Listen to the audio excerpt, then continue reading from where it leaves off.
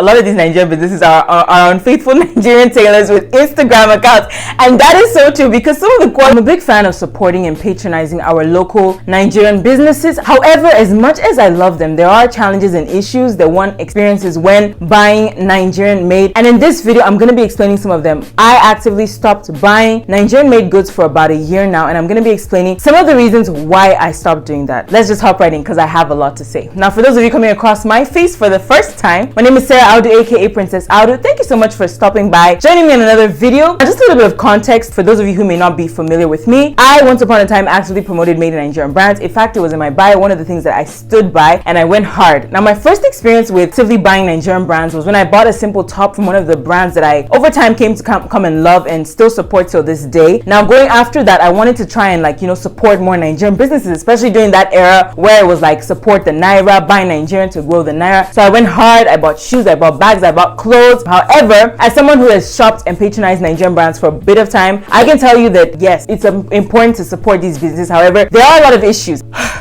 The first issue I have with Nigerian businesses, Nigerian designers, Nigerian brands. By the way, I'm not only talking about Ankara, I'm talking about brands that make clothes, basic pieces. And hold on, the irony of this entire video is that I'm wearing a made in Nigeria brand as I talk about the struggles with buying Nigerian, and all these items on this rack are actually made in Nigeria. And that is because after this, I'm going to be doing a video of some of the made in Nigeria brands that I still stand and support to, because as much as there may be bad eggs, there are still some good ones. Anyways, so one of the first issues I have with supporting Nigerian businesses, guys, is the finishing. I cannot tell you the amount of times that I've bought an item and then you see the item, then there's like a stray thread on it or bad zips. Oh my god, bad zips. Bad zips is like a huge issue, especially with trousers and dresses. And I remember asking a designer once upon a time, and she was telling me about how they don't have access to zips here. Another one said it's really, really expensive. Look, that is one of my biggest issues. You buy a beautiful dress, and the moment you wear, the zip busts. Please, how does that make sense? Make it make sense. Please, make it make sense. I hate the fact that just because a dress is finished, like a tailor or designer finishes a dress and they're like, oh, it fits you, it's fine. No, there is more to it, like finishing, like weaving the dress so that these stray threads don't get loosened. And at the end of the day, it's the finishing of a clothes that makes it last longer. It's the finishing of a clothes that makes it look professional. Like, I don't understand. That's one of my biggest issues, first of all, finishing. Another issue I have is value for money. I want to add that as someone who patronized Nigerian businesses, I went the route of more affordable options. The highest thing I ever spent money on was probably 10,000 Naira, and that's the issue. When it comes to buying Nigerian businesses, if you're not spending a lot of money, if you're not spending like 10,000 and above, you're probably not going to get something that's very good. And this is why I thrift a lot, because I have personally bought made in Nigerian brands before, and I also, as an influencer and content creator, I've had the privilege of working with brands that I may not be able to afford on a normal basis. Brands that retail and sell clothes at 20,000. That's about $50 now with a bad exchange rate right now. So, and I can tell you one thing that I've noticed, that these brands that generally charge more give better quality. You don't usually find bad zips. Usually they finish the clothes and you get materials that are good quality and don't fade. However, if you're buying an item that's like 5,000 or 3,000, most of the time, and I mean most of the time, it is not good quality, and even if it looks good, it's not going to last long, or there's going to be one comma, Nigerians say comma, there's going to be a but about it. So that's one of my issues, and I believe there has to be a way to find a balance where people can get affordable clothes and all, but so far, when it comes to spending cheap on clothes, you're probably not going to get a good thing. And that's one of my biggest issues, because if I can't afford a top of 3,000 or 5,000 that's going to be decent, I'm not expecting premium quality. I'm expecting something that's going to be decent. If I can't get something like that, then if I pay for something like that, it's not going to come out right, then I might as well save more and get more. And that's another reason why I thrift, because I know that a thrifted piece of 3,000 is going to be way better quality than a top of 3,000 Naira. Some of the best Nigerian brands are expensive. When you talk about brands that are good, I wouldn't say they're expensive, but in Nigeria they're expensive. In a country where minimum wage is 30,000 Naira and 10,000 Naira is big money for most people, in the sense that it's money that you would spend to buy something really nice. Buying something of 20 or 13,000 is not exactly affordable, especially for everyday clothes. If you're buying cheap, you're probably not going to get a good thing, and that's the issue. Value for money. Also, I've heard people complain about how they spend a lot of money on more expensive brands and they still don't get good quality. If you ever had an experience like that, patronizing a Nigerian brand, a Nigerian designer, please leave that in the comment section. You don't have to mention the name of the designer, especially if these designers have improved. But if you've ever had an experience like that, please leave that in the comment section. Let's talk, okay? And I understand that some of these businesses have issues with access to raw materials. Y'all know a lot of things are made in Nigeria, but they're not exactly made in Nigeria because fabrics come from, like we have Ankara fabrics coming from Benin, even Ghana. We have simple things like cotton and chiffon coming from China. So access to these raw materials are actually expensive. I spoke to a designer one time, and when we talked about bad zips, she was talking about how she gets her zips from Istanbul. That's Turkey, all the way from Turkey. Are you telling me we can't make these zips in Nigeria? That's one of the issues. So because of the high cost of production, it's hard for these businesses to break even and give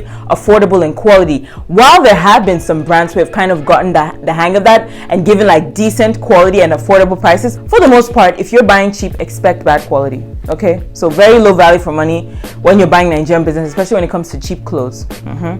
I've been there, done that. Learn from me. Another thing is uncertainty, especially with online shopping. Let me tell you, you will buy something that looks nice online. When it comes in person, it is horrible. It's a situation of what I ordered versus what I got. Guys, trousers with K-leg or comma. There's this particular dress I have. I did a styling video on it. Everybody loved it. That video did so well. But let me tell you something. I can't wear that dress out on its own. I have to literally wear a jacket on it because the hips were sewn in a way that it's like this. The hips are crooked like this. Let's not even talk about trousers. Oh my God, trousers. Even the bigger names in this industry always sew trousers with really bad crotch area. You literally be wearing a trouser and your whole, private parts is out there in the world. Like Patricia Bright would say, crotch to the wind. Like that is a huge issue. And honestly, I've actually stopped buying trousers from Nigerian businesses. I usually thrift my trousers. I don't buy them anymore. If you know anybody that makes amazing trousers in Nigeria and sells them at affordable prices, and by affordable, I mean under 10K, 8,000, that's a good price range. Please do leave that in the comment section. I'm really looking for trousers. I want to stock up on my collection. But yeah, I now thrift my trousers. Like, if the pair I'm wearing right now, if I were to stand up and you guys, you would see how bad the crotch area is. I've turned these things into house clothes, and for a lot of them, I've thrown them away. I think I've thrown about maybe over 5 or 6 pairs of trousers without ever wearing them out because when I bought it, it had a crotch area. And let me tell you, trousers, especially palazzos, flared trousers, they're not attractive when you don't tuck in. The tucking in is the beauty of the trouser, and when you tuck in and your whole crotch is out there, especially for someone like me who's into modest fashion, that is a no, a big no. I remember one thing my sister said about how a lot of these Nigerian businesses are unfaithful Nigerian tailors with Instagram accounts, and that is so true because some of the qualities of clothes you get, oh my God, you know those Nigerian tailor horror stories where you hear about bad sewing, bad finishing, bad fabric. Oh, we didn't even talk about the fabric. You would pay money for something, you would get it and the fabric fades. The fabric has tears on it. You know those fabrics that when you get it, then you're seeing small threads as if the fabric is, what do they call it? Like the fabric is sprained or strained or something like that. Please tell me what that is. I can't remember right now. English. You have a situation where you're paying for a designer and you're getting something from a Nigerian tailor. Another issue I have with Nigerian designers buying made in Nigeria is inconsistency. Inconsistency is a big problem, especially as someone like myself, an influencer and content creator whose job is to promote or make recommendations on brands that I've patronized, and it is so painful. I don't know what the problem is with Nigerians when it comes to maintaining a standard. There's just this thing that once people start patronizing and your business is growing, you start reducing your quality. And I experienced that with a shoe brand that I went hard for. Some of you watching this video, you probably even know this brand, and I was so hurt when I kept on buying shoes from them and the last 2 pairs I bought for them were bad. I have amazing shoes from this brand. I think the first 3 were really good. Then I noticed that as I kept buying, the quality kept going like this, it kept going like this, and after that, people that I referred also told me that they bought it and it wasn't good. Like, how does that make me look as a person? How does that, how unfortunate is it spending money? Like, I've bought shoes and I literally threw them away. I think I probably wasted maybe 30 or 40,000 naira on bad shoes from Nigerian businesses, and it's so frustrating, especially when you see a brand that has so much potential and delivered before and suddenly everything just went bad. Like, that consistency is a problem. They are good today, bad tomorrow. You never know what to expect from them. It's such a high risk, especially supporting newer brands, and that's why I even recommend saving more. Save more for that Zara pair of shoes as opposed to getting that 2 pairs of shoes. Get 1 pair of Zara shoes that you know are gonna last you, because for the most part, affordable Nigerian brands that sell shoes don't sell quality. These shoes don't last long, and it's so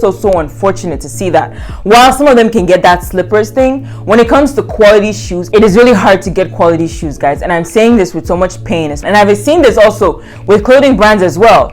Even makeup, 1 minute they're good and then the next minute they're bad. What do you think about this? Like, have you ever experienced this? Brands being good today and brands bad the next day. It can be really, really frustrating. And then the final thing that I have with supporting made in Nigerian businesses is the fact that most of the Nigerian brands, especially the ones that have a variety in their designs, they stay in Lagos. As someone who stays in Abuja, I had a periods where I would be spending like 2,500, 3,000 on shipping from Lagos to Abuja. Now imagine a time, I think I had periods where even this month I experienced that as well. I bought from 3 different vendors and I paid shipping on each item, totaling up to about 7,000 naira just for delivery within Nigeria. It's crazy, the cost of delivery. So sometimes when I think about it, I'm like, I wish I could find an Abuja designer that would do the same. While there aren't Abuja designers, when it comes to trendy clothes that are, clothes that are in trend, that are affordable, Lagos designers definitely have it more. And if you're an Abuja designer and you're watching this and you make simple pieces, please leave a comment. Let us know you. I probably will do a list of Abuja designers that I know that sell some nice stuff as well. If you would like to see that, please do let me know. And of course, I'm experiencing my issues with patronizing Nigerian brands. However, not all of them are bad. There are still some good ones. And in the next video,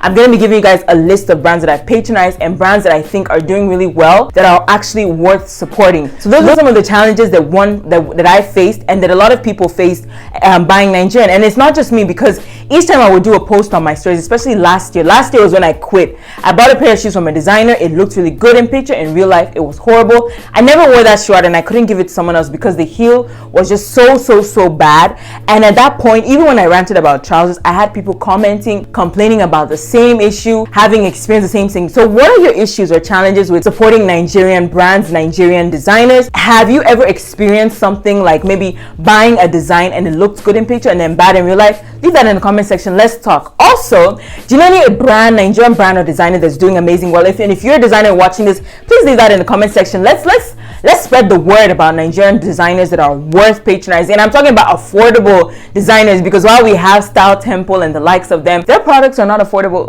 okay, for everyday people. I mean, come on, if I can't get a top of 10,000 naira, then I know you're probably a bit on the high side for everyday wear. While I appreciate the craft and the beauty of their work, it's not exactly within reach for most Nigerians. So I'm talking about like affordable brands. If you know any affordable brand, please leave that in the comment section. Let's just keep this conversation going.